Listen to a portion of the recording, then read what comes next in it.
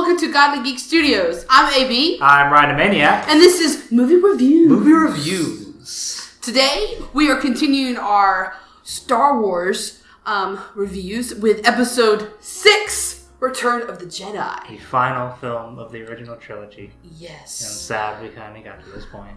But we are here, and now there are 2 movies left that are out where we can actually grab them. And then, of course, we have Rise of Skywalker, which comes out December 20th. Yes. Now, in a couple weeks, we're catching up. We're making progress. But yes, as of right now, we're on Episode 6, Return of the Jedi. Which is just a great installment to the rest of the movies. So the film starts out with Luke and Leia and all the rest of the crew trying to retrieve Han from the clutches of Jabba the Hutt. And following that, it pretty much follows Luke's continuing his Jedi training and finally going on to his final confrontation with Vader and meeting the Emperor. And finally coming at that crossroads of if he's going to go the way of the Jedi or give in to the dark side and become the next Vader. And all the while, the rebels are now working to destroy a second Death Star the Empire has made. And so it pretty much has a lot of similarities with New Hope in that regard. Yes. That they're just destroying another big planet thing. So, yeah. Yeah, that's pretty much it. So much happened in this movie. Yes. More than just what Ryan said. Yes. But that would take forever, so we're not going to do that. Yes. So, we start off in the first part of the movie with them trying to rescue, well, they actually do rescue Han, but it's the plot of rescuing Captain Solo from Jabba the Hutt. And I just find it very interesting of how they rescued him. They made it more elaborate and more cool than it had to be. They could have just snuck in and blew them all up. They really could have. But they didn't. They don't. They give us about 20 minutes of good action, which was really cool. Yes. As a child, I thought those scenes were creepy though. Yeah, it's very creepy. Just seeing I do not like them. A grimy, slimy underground crime boss's lair, and all these different people there, and people dance and weird CGI people dancing around. It's strange. I saw it on VCR. So you saw the original? I saw the original, which means I did not get that weird rock. The Jedi rock. The rock. I forgot that thing was added to the special edition, and so when we were watching it, I just kind of sat there for a good 2 seconds and went, "What the frick is this? Why? Why did George Lucas think this was a smart thing? Why did anyone think this is a smart thing to add into this movie?" Yeah, I think maybe this one, out of all of them, was the most affected by the whole special edition thing. Well, it did that, and then it added CGI to the sand thing, which didn't need it, by the way. Yeah. Like there were some things that were fine, like a digital touch-up, like Jabba's big ship thing. Yeah. That looks a lot better than its original version did. But it's just like scenes like the dance scene or the Sarlacc pit or Darth Vader screaming "No" at the end. And then, of course, changing the song at the very end. Yes, from the Yub Nub song. Just all these very needless changes that didn't really need to be there. And that George Lucas wanted to change for reasons. So, yeah. There's that. Yeah. So, special edition aside, what do you think of the movie? I think it was really good. I like the fighting scene. It starts off with action again, just like the previous episode. They rescue Captain Solo, and then when they all go back to the Rebel base, that's when Luke goes off to be with Yoda again, which then brings a great conversation between Yoda and Luke. That was just a really great scene. And then, of course, the sad reality of Yoda passing. Yes. And becoming a Force ghost. Yes. I think the film is pretty solid still, but I will definitely say it's probably my least favorite out of the original trilogy. Mostly just because the film sort of is a repeat of New Hope again. It's just the Death Star thing, and it copies a lot of other ideas from the other ones. Yeah. Well, that, but also, too, I think it felt like because there were so many kids that were starting to like it, they wanted to add more of humor that was already in it, but then it seemed like there was more forced humor with, like, the Ewoks and stuff like that. Yeah, like, that they didn't need to do. Like, the first two were very much family films. There was kids could watch it, but there was very much a lot of stuff in there for adults. This one feels a lot more for kids, even though there is some still adult themes in it. Yeah, and I don't think they needed to do that. I think they could have just stayed with what George Lucas, Well, I think that was George Lucas's decision. It's because he wanted to sell toys. Stop selling toys and just make good movies. Yes, make good movies. Stop focusing your movies on if they sell you product. Just make the movie good. Because if you make the movie good, guess what? It'll sell. People will buy that movie over and over again to see it. It's just like selling a service. The service is selling. It's just, I don't know. Good movies. Yeah, a lot of people didn't care for the Ewoks, and I can kind of see why. I can kind of see why. I mean, they are really cute. I don't really personally mind the Ewoks, and you find them adorable. They are so cute. I mean, they're just like little. They're like those little dogs that you've been seeing on Facebook all. They look like teddy bears, but they're puppy dogs.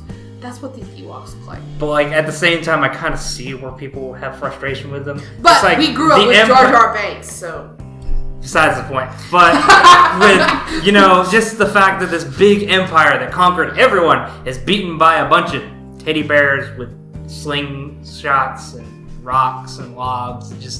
It kind of takes you a little bit out of it. Just imagine this empire conquered the entire galaxy. They're defeated by rocks.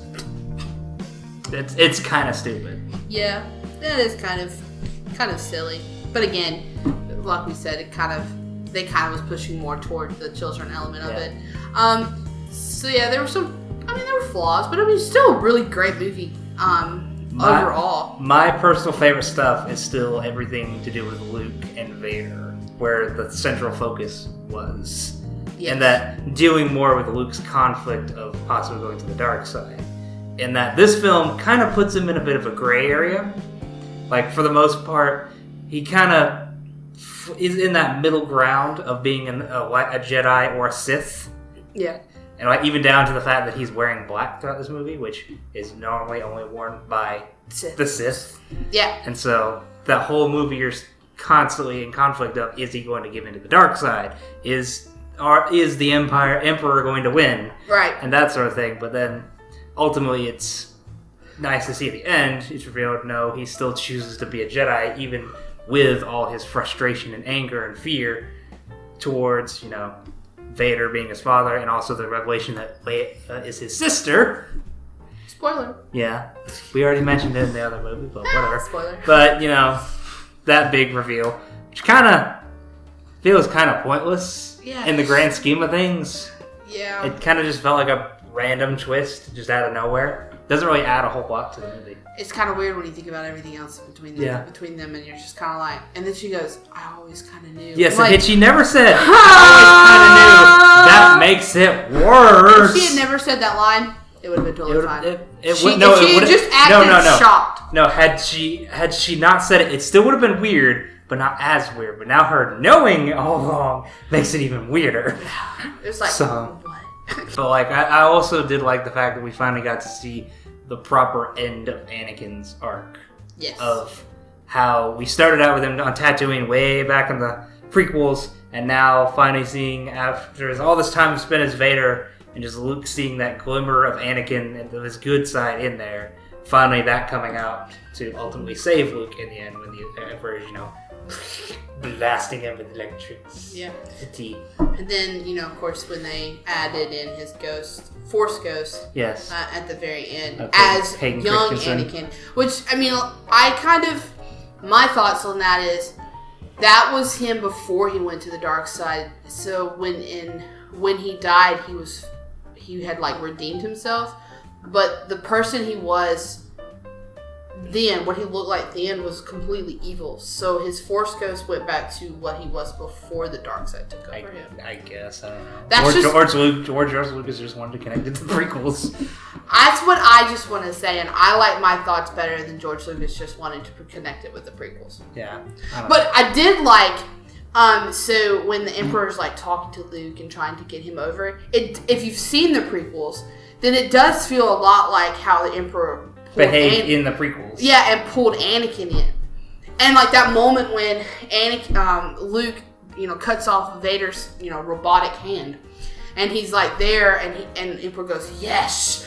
your hatred and your anger has given you much strength. And it just, literally and felt like deja vu, and I was like... And you just see that look on Luke's face of, wait, I'm doing exactly the same thing Vader did. And I'm making the exact same mistakes and becoming the same thing. But the total opposite between him and his father was, again, he said no, and he threw his lightsaber away, and he was like... And refused to fight. And I was just like, give in. Wow, he was literally going to just sacrifice his entire life. So he did not go to the dark side to prove to his father that he did not have to stay in the dark side. But that doesn't mean he was not tempted. He was definitely tempted. Because you can definitely see it in there, that frustration. I think that whole, like, him moving his hand and looking at it was him feeling the anger. But at the same time, he was like, no, I can't. Well, I just mean like the entirety of that, where in the entirety of him being in the throne room, him just feeling that frustration of, oh, wait, they've laid a trap for them. All my friends are going to get hurt. This is all my fault. Because I choose to come on this mission, I'm in danger to them all, and now you can see that frustration and anger and guilt build up in him. Yeah. So you can see that draw to the dark side pulling on him, and the Emperor playing on that, saying, yeah, I see you're frustrated and angry. Here, use those feelings, and you can do exactly what I want you to do. And I think, to me, the throne room scene is my favorite scene out of all of this movie, because... It's just, you finally get to see the Emperor that we really haven't seen much from the last two movies. And you got to see him play on Luke. You also saw Luke and Anakin, battle it out. But also at the same time saw the same kind of conflict in Darth Vader that Luke also had. Because as he's standing there and Luke's crying out, Father, no, as he's being electrocuted. Vader has that choice of, I can just let my son die. I can choose to let someone I love die again, or I can take action and prevent it. Yeah. Similar to what happened with Padme in a way. So it's like, it was throughout that whole throne room scenes, because it goes back and forth between other places, but if you combine all of that throne room scenes, it's just, you can literally feel the tension between, the good and the evil. And how it's not always as easy as it seems. It's not, you don't wake up evil, but you also don't wake up good. Yeah. You wake up having to make choices every day. And everything you do is a choice that's either going to lead you to the dark side or lead you to, the path to be a Jedi. And I think that is just a phenomenal writing part, but also how it just ties in, again, with our lives. Yeah. It's just great. I think it's just another element of the original trilogy that just connects on a more personal level that the prequels never really did. Yeah, it's just really good. I just enjoy it. And of course, you get to see a lot more of Chewie and Han and 3PO and all the other characters. I love Chewie and Han's reunion and Chewie's holding him and just petting his head. It's like Chewie's missed you, Han. I missed you. Chewie's just a big teddy bear. And I love it. But he's also like, don't mess with me, I will kill you, at the same time. But I think overall it's just great. And of course, some people may not like this saying, I like C-3PO, but on this episode, he kind of got on my nerves. Just a little bit. I was like, why do you talk so much? You're not listening to R2. R2 knows so much. Why do you keep doubting him? Has he not proven himself over and over and over again? Of course, to be fair, there's a good chunk of that he doesn't remember because his mind got wiped. But still. But I'm talking about in the last two episodes. Even just in the last few episodes, he's been right on multiple occasions. I know, and I just this episode, I was like, you think you'd have more trust in him, but you do not. It's a point I made when we were watching Empire. I was just like, has 3PO really done a single thing that's been productive at all throughout all the films? Of course, they had to have him do something great in this one, which was become some kind of god to these Ewoks so they could not be killed. And even then, Luke did all the work. I know! 3PO has had a zero rate of doing anything productive in any of the movies. It is in my program that I cannot allow. All he does is sit around and whine and complain. We're going to die. And act afraid. And I'm just like, 3PO, please have some sort of point. I mean, it seems to me like he might have some sort of role to play in Rise of Skywalker. I hope he does. Mostly just so that I can say, hey, look, 3PO did something useful for once. Yeah. But of course, R2-D2 is just great. And every time he screams and he goes, oh, I go, me. Because there are times in life where I just don't know what to do and I just want to, scurry off screaming like R2. And so I never thought I would be like, I would relate to a droid, but I do. But yeah, overall, this was, still 2 thumbs up. It's still a very solid film. I'd rather watch it over some of the prequels. I still didn't feel like I was going, oh my gosh. I still didn't feel like this was a waste of my time. It still felt like a fun, entertaining ride, even though if it wasn't as good as the last film. Yeah. Like, it didn't really challenge you or anything. It was a lot more kid-friendly. Yeah. Yeah. Anywho. It was all good. If you like this video, you can leave a like below. Also, if you liked the movie, leave a like below. Also, comment what you'd like for us to watch once we get done with all these Star Wars movies, or anything else that you would like us to watch, or even play a video game. Also, tell us if you like this movie and what your thoughts were. And what do you think of the Ewoks? Yeah. What are your thoughts on Ewoks? Are they cute? Are they adorable? Are they annoying? Are they all 3? Let us know. What's your thoughts on C-3PO? Do you like him? Do you understand what he's there for? Anywho. Also, you can check out my channel down in the description below if you want. I like to do video gaming videos and other silly videos. Or you can check out AB's channel. She's got plans of stuff to do in the future. Plans. Once she's, gotten through with the holidays and such. I work retail. I want to die. She's going to die. I'm going to die. But, yes. Also, check out our other videos. The rest of them are, we have the other Star Wars reviews, and we also have a Spider-Man game that we played just to play through. And we have a couple other videos that should be coming out pretty soon, hopefully. Yes. And subscribe to our channel if you want to see more crazy antics like this. Anyway, have a fantastical day, or a fantastical evening, or in the sleep, or whenever you're watching this movie. And remember... Brian, what are you doing? I forgot to tell you. I have joined the dark side of the Force. No! I have given in to the evil. That's impossible! Search your feelings. You know it to be true. No! And now you die.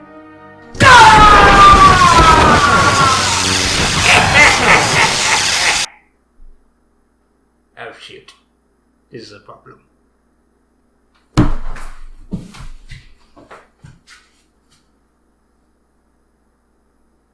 May the Force be with you!